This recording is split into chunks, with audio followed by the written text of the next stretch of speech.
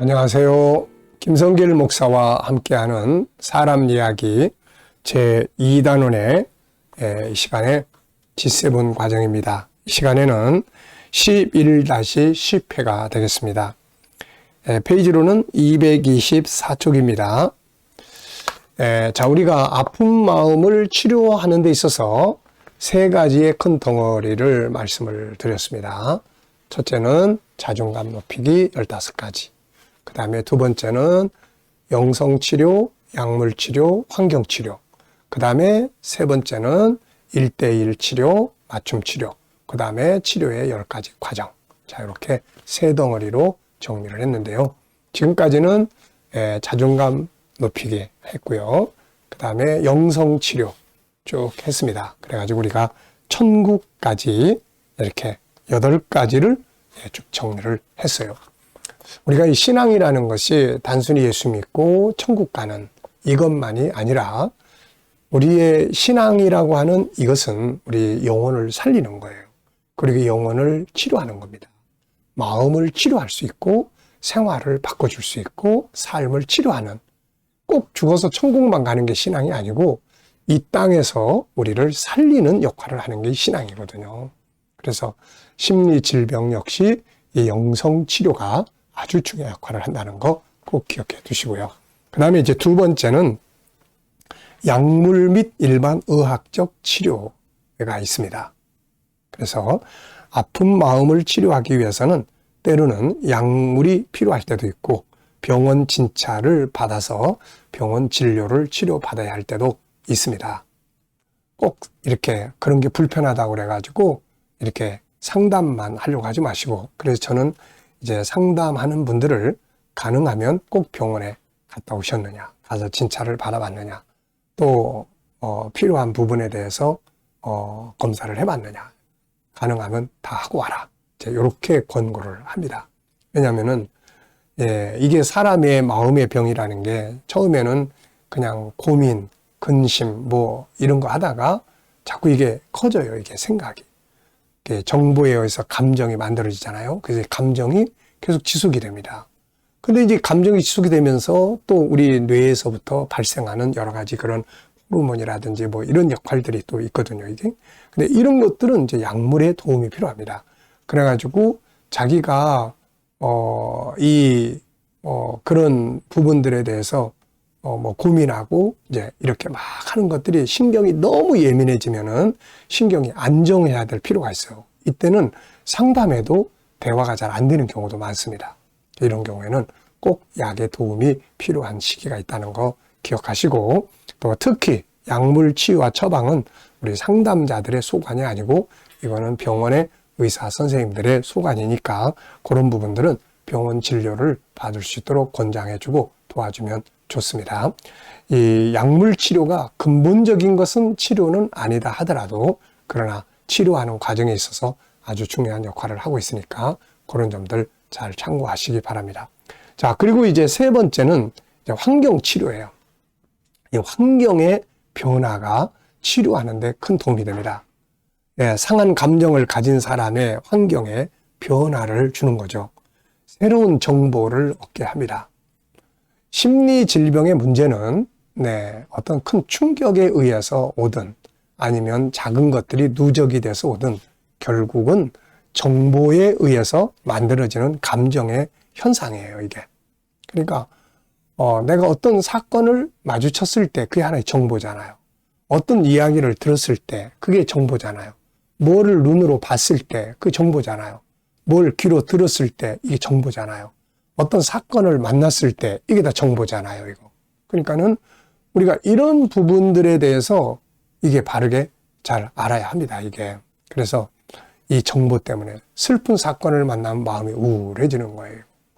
또 내가 경제적인 손실에 대한 어떤 이야기를 들었을 때 이게 또 막 마음이 이게 우울해지게 되고, 또 이제 미래에 대한 그런 것들이 이제 정보가 어두워진다든지 미래 희망이 없을 때 이게 또 걱정이 되게 되고, 이게 자꾸 커지면은 나중에 이제 숨쉬기도 어려워지는 이런 상황들이 만들어지게 되는 거거든요, 이게.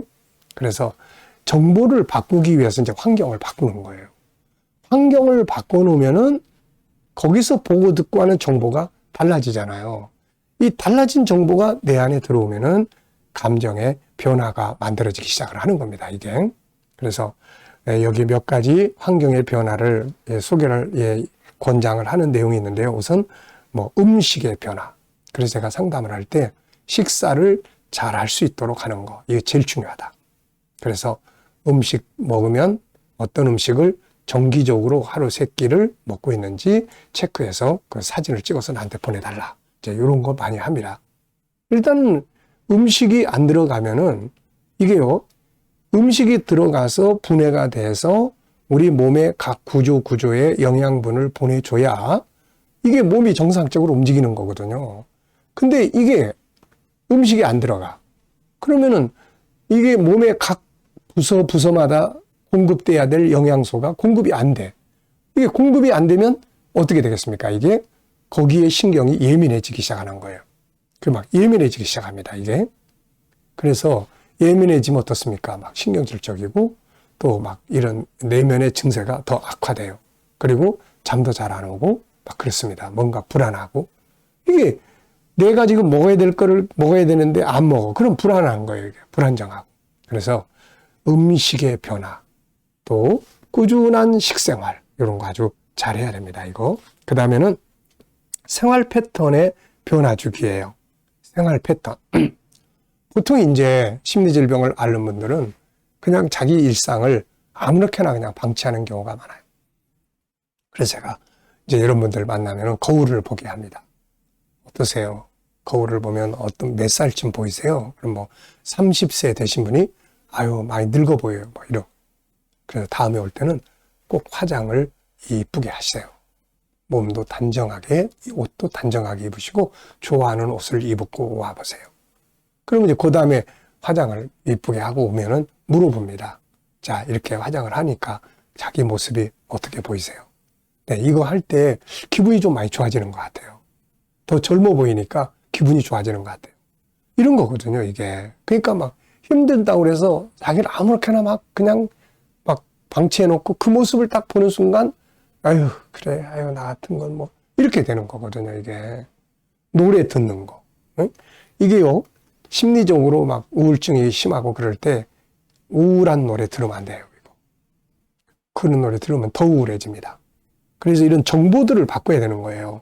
듣는 것, 먹는 것, 또 잠자는 것, 그리고 만나는 사람, 뭐 환경, 이런 거. 그래서 내가 좋아하는 환경으로 바꾸고, 뭐 꽃을 좋아하는 사람들은 꽃꽂이라든지 이런 것들을 배우기 시작하고, 그리고 또 새로운 사람들을 만나는 거죠. 새로운 사람들을 만나면 새로운 정보를 듣게 됩니다. 그리고 또 이제 내가 말하는 언어라든지 이것도 바꿔보는 거예요. 그래서 언어 편집들도 많이 합니다. 예를 들어서 하루 동안 어떤 말을 많이 사용하세요? 뭐 일주일 동안 어떤 말들을 많이 사용하는지 한번 체크해 보실래요? 그래서 가지고 오면은 언어가 정보가 돼서 내 감정을 만들어줘요. 그렇기 때문에 항상 언어가 막 짜증나는 언어를 쓰잖아요. 그러면은 이 언어가 내 신경을 또 짜증나게 움직입니다.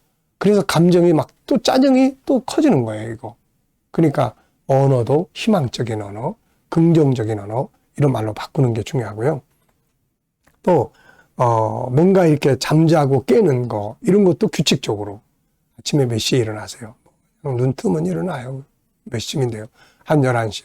그러면 11시쯤 일어나서 뭐 드세요? 그러면 아유 그냥 적당하게 하든지 아니면 그냥 조금 있다가 점심 겸 먹든지 이래버리면 이게 신체 리듬이 깨지거든요.